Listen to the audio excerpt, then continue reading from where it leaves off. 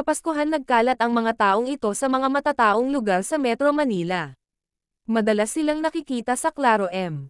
Recto sa Quiapo. Sa gitna ng mga humahanggos na mga mamimili at mga rumaragasang jeepney, makikita silang humahabol para manghingi ng kaunting barya, nagpapalimos. Sa mga ordinaryong araw kilala sila ng mga sumasakay ng barko sa pier, mga parating at paalis ng Maynila, nakikita silang palutang-lutang sakay ang mga maliliit na bangka. Ganun pa rin ang gawi, nakatihaya ang mga kamay sa mga pasahero, humihingi ng barya. Nag-aanyaya na itapon ito sa tubig at sabay-sabay na sumisisid at pag-ahon dala na ang mga baryang kanilang hinabol sa ilalim ng dagat. Magagaling at sumisid at lumangoy. Kapansin-pansin ang mga itsura nila. Kakulay ng buhok ng mais ang kanilang mga buhok at sunog sa matinding sikat ng araw amang kanilang balat. Sila ang mga tinatawag na badyaw. Sino nga ba sila? Saan sila nanggaling at bakit nandito sila sa lungsod? Kaunti lang ang nalalaman tungkol sa mga badyaw. Kung tawagin ang mga badyaw ay mga sea gypsies, o mga taong pag-alagala hindi sa lupa kundi sa karagatan. Karaniwan silang matatagpuan sa mga karagatan ng Celebes at Sulu sa katimugang bahagi ng Pilipinas.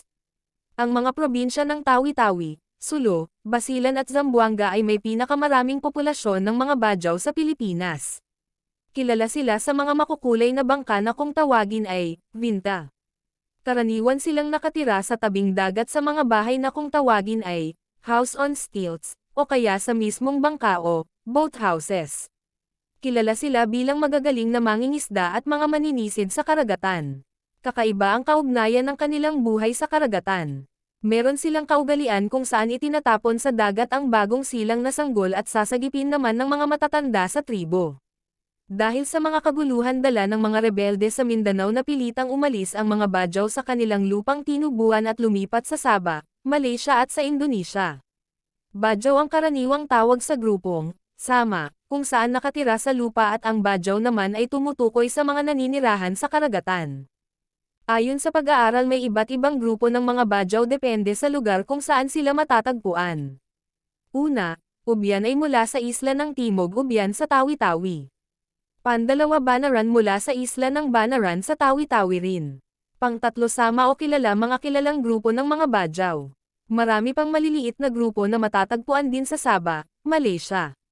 Ayon kay Marlia P. Nunez, Executive Director ng National Commission on Indigenous People, hindi pa rin tiyak kung saan talaga nagmula ang mga badyaw. Sa ngayon nagsasagawa pa ang komisyon ng mga pag-aaral para masiguro ang eksaktong pinagmulan nila. Ayon pa kay Director Nunes, may halo na rin ang kultura ng mga badyaw, depende kung saan sila napadpad o nakihalubilo na jitrupo ng mga tao. Ang mga badyaw na nasa Maynila o kaya sa Katagalugan, mapanpansin na may halong kulturang Tagalog na ang mga ito. Gayunpaman, may mga natitirang kultura pa rin daw na likas sa mga badyaw katulad ng kanilang mga sayaw. Hindi raw tiyak kung ilan na ang populasyon ng mga badyaw sa Manila dahil nga walang mga dokumento o pag-aaral tungkol dito. Ayon ito kay NCIP Executive Director Nunez. Masasabi raw na nasa 100 ang kahihitnan ng kultura ng mga badyaw.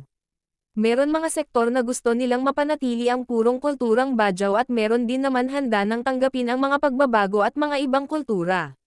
Maraming aspeto ang makakaapekto sa pagpapanatili ng kultura at isa na rito ang aspetong ekonomikal.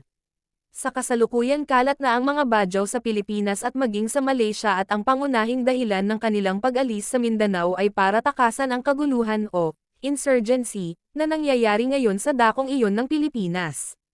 Pagdating dito sa Kamaynilaan, kung saan inakala nilang mas magiging maayos ang kanilang pamumuhay malayo sa gitna ng digmaan sa pagitan ng mga rebelde at sundalo, malayo sa mga piratang naglalagay sa panganib ng kanilang mga buhay, ay hindi pa rin naging maganda ang pamumuhay na kinahantungan ng mga badyaw.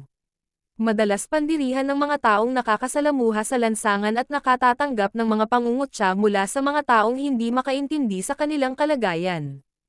Kung tutuusin, ang panglilimos ay hindi naman kaugalian ng mga badyaw, kinailangan lamang na gawin nila ito upang mabuhay. Hindi man kinasanayan ang buhay na wala sa gitna ng karagatan, pinipilit na gawing normal ang kanilang buhay.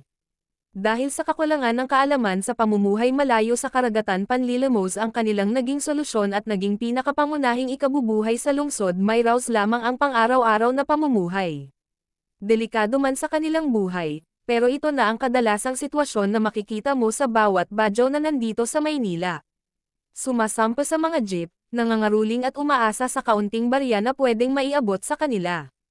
Kung hindi sila kinaawaan, sila'y kinatatakutan at pinandidirihan. Hanggang kailan magiging ganito ang sitwasyon ng mga badyaw? Kailan maririnig ang kanilang mga tinig upang mabigyan ng pansin at maialis sa sitwasyong kanilang kinasadlakan? Kung sana ay nabigyan sila ng proteksyon sa karagatan na kanilang tinitirhan, hindi na sana sila nakarating pa dito sa Kamaynilaan at nasadlak pa sa mas matinding hirap ng buhay.